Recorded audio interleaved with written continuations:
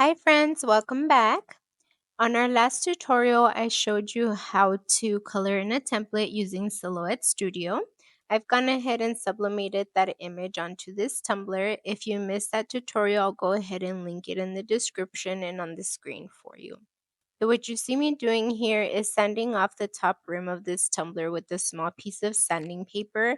And that's because I want to make sure that my epoxy has stainless steel to grip onto instead of that sublimation coating.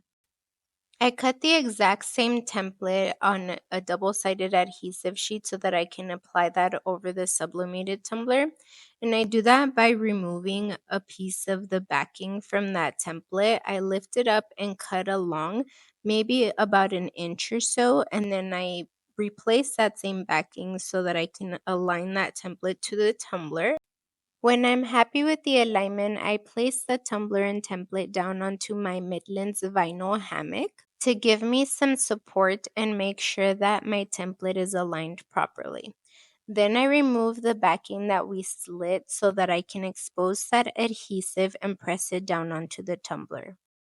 I removed the rest of the backing, and with the help of my MV wrapper, I rolled on the rest of the template onto the tumbler while pressing down to try to avoid any bubbles. Then I moved on to weeding these pieces, and this is where I discovered that I need to change the blade on my machine. I kept losing pieces because my machine didn't cut all the way through, so I had to keep going back and replacing some of these so that I wouldn't accidentally glitter over anything that I wasn't supposed to.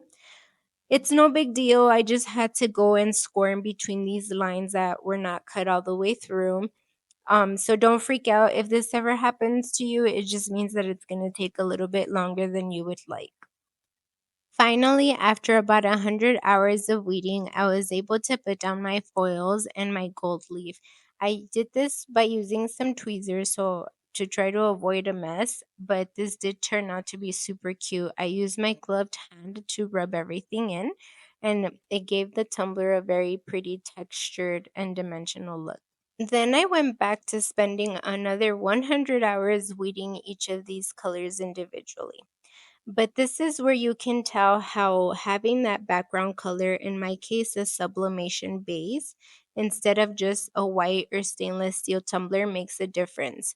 So this blue right here is a pretty dark color, so you won't be able to tell much of a difference. But the rest of them, since they're lighter colors, you can see how having that background color makes a difference with the coverage. It makes your glitter pop, and it avoids having to do any kind of second coat because you have that background base. It fills in anything that your glitter didn't, and it makes it look super, super good and with insanely good coverage. I did still use a matching micro glitter right over each color, but mostly I did this because I didn't want to have any kind of contamination between glitter colors, and it's still micros do help with your coverage a lot as well.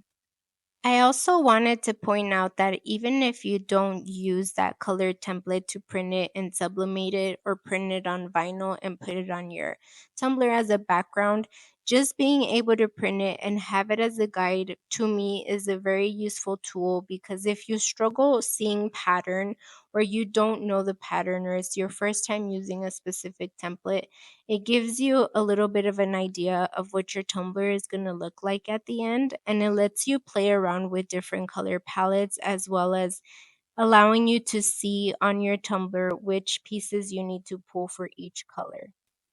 Anytime that I use foils on a tumbler, I always foil the bottoms as well, using the tack it method. But before I do that, I fill in the bottom with some UV resin to try to avoid the look of those creases under the foil from those rings on the bottom of the tumbler. After epoxying and sanding my tumbler, I had to remeasure it with my printable ruler so that I can make sure to get the exact dimensions that I needed for my offset. Since epoxy does add thickness to our tumbler, our dimensions change, so we need to measure those out. We would keep the same height, but we would change the width of the template to cut out our offset. And not to toot my own horn, but I'm usually always on point when I measure with my printable ruler. But just in case I may have been off, I decided to only weed the outline in a few pieces in the center from this template. Since it does have a lot of small pieces, just in case I was off, I didn't waste all that time weeding. I would weed the rest of it once the template was on the tumbler. To align that offset onto my tumbler, I put it on a piece of Reynolds Cut Right wax paper. And I'm not sure if the Reynolds company knows this, but they have the best household item for craft makers. This stuff is so good when it comes to aligning your stuff, especially because their vinyl doesn't stick to it. Then I just anchored that transfer tape onto my tumbler by removing a piece of the wax paper. I wrapped the offset all around my tumbler to make sure that it was aligned properly. Since that wax paper is fairly see-through, you're able to see how it's going to look once it's placed down. I slowly removed the wax paper as I pressed down the transfer tape and the vinyl. It's really important that when we make it all the way around the tumbler, we take off the transfer tape that's already placed down on that edge because we don't want to accidentally put our vinyl onto that transfer tape instead of on the tumbler. I slowly removed the transfer tape, making sure that none of the vinyl that should stick to the tumbler was lifting.